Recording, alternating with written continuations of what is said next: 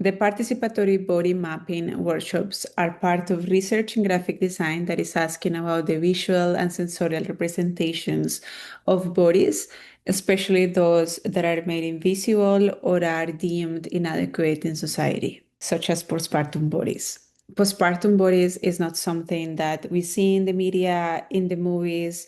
Uh, we indeed have this notion of postpartum bodies as something that have to go back to normal, and there are no real representations of the complexity of this moment and very grounded representations in a context, such as the experience of Latina women who give birth in the US.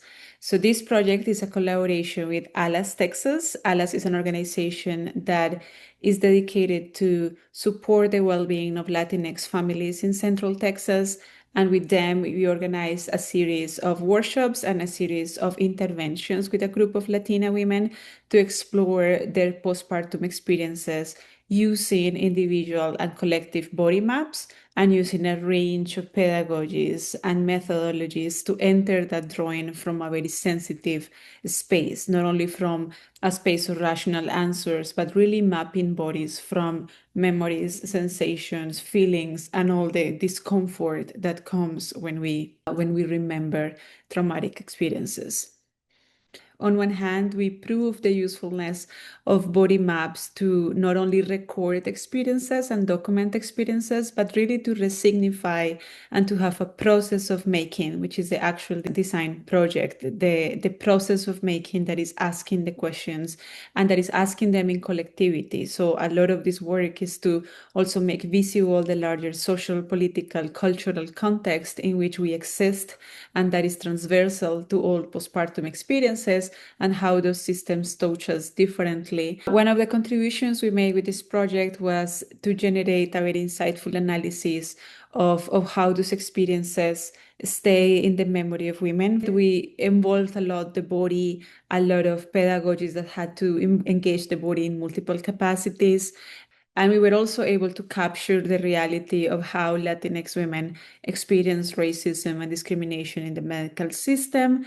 A lot of what we see in the final body map is a gradient. So it's not only that the stories are amazing or terrible, black or white, but it's really like a gray zone. For instance, if we talk about religion or the impact of family or the relationship with the medical system, there is both very good things that happened and at the same time things that didn't do well to us. And it was in this negotiation of meaning with the image that we created, the body maps, to really show a more complex understanding of how postpartum is for this group of people. And the end, two very powerful depiction of bodies that are converted now into an advocacy tool.